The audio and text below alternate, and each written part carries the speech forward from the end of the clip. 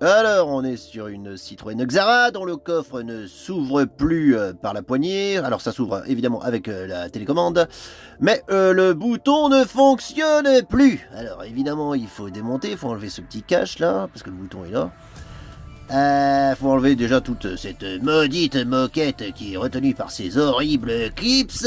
Ensuite, vous démontez ce truc où il y a l'insigne là. Moi j'avais testé le bouton en fait en démontant ça et puis je l'avais chanté en mettant ce petit bout de fileterie finalement directement dans la cosse et là ça s'est ouvert direct. Donc ça incriminait forcément l'interrupteur en lui-même. Ça aurait pu être dans la tresse là aussi mais non parce que bon des fois les fils sont coupés là-dedans, c'est le bordel. Donc voilà, faut du coup virer, vous avez des écrous là M6 donc avec une clé de 10. Enlever les petits caches là. Pour accéder à ces fameux écrous, ensuite vous saisissez de ce magnifique morceau de plastique. Et là, du coup, donc ça c'est donc je l'ai déjà démonté, hein, mais il était dans ce logement là. Faut le retirer en appuyant sur cette petite languette. Faut enlever le caoutchouc avant parce que sinon vous pourrez pas l'enlever.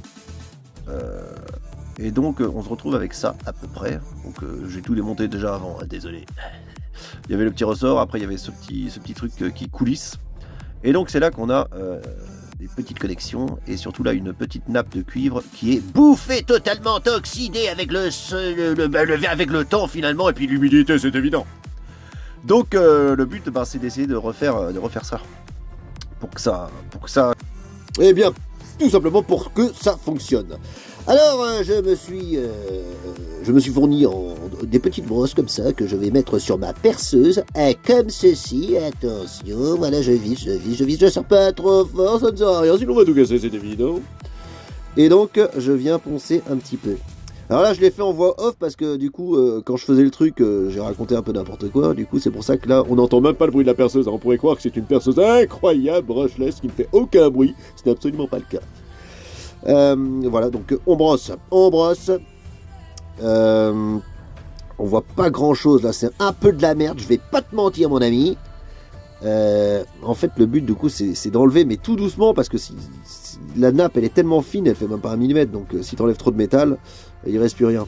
Donc voilà le résultat, là on voit bien qu'il y a du métal partout, alors que tout à l'heure c'était quasiment couper le truc avec l'oxydation, c'est du vert de gris, quelque chose d'absolument dégueulasse, c'est évident.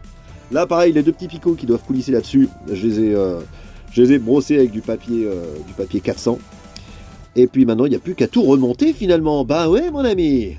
Donc on remet le petit ressort, on allume la lumière bien sûr pour voir un peu mieux. Ensuite, l'espèce de petit bouton poussoir qui rentre dans les... Ça fait comme des petits coulisseaux finalement, hein, quand on y pense. Voilà, hop, hop, hop, hop, hop, hop, hop, hop, hop, hop. Ouais, enfin bref, ça me rappelle quelque chose, mais... Non, enfin bref. Oui, bon, ça suffit. Voilà. Ah oui, ensuite, faut remettre l'espèce de caoutchouc bizarre. Il y a un sens, hein, attention, repérer le sens, mais normalement, on peut pas trop se gourer parce qu'il y a une petite languette. Et on vient reclipser ceci, comme cela. Voilà, comme cela. Voilà. Et là, maintenant, on peut le tester, le bordel. Donc, avant de tout remonter, je vais tester. Donc là, je fais comme si j'avais fermé le coffre. Et je viens brancher le bordel. J'appuie dessus, mais je me rends compte que finalement, je peux pas mettre mon doigt parce que mon doigt n'est pas microscopique pour aller dans le trou. Tac, clac, et voilà. Ça fonctionne. Incroyable. C'est donc une réparation à moindre coût puisque ça ne m'a coûté que, on va dire, 1 heure de temps. Alors certains diront, ouais, le temps c'est de l'argent. Bah ouais, mais si t'arrives à réparer la pièce, pourquoi en racheter une neuve? Ah oui, pensez à la planète un peu.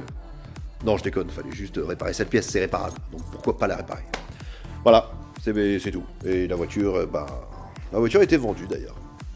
Absolument, elle a été vendue la bougresse.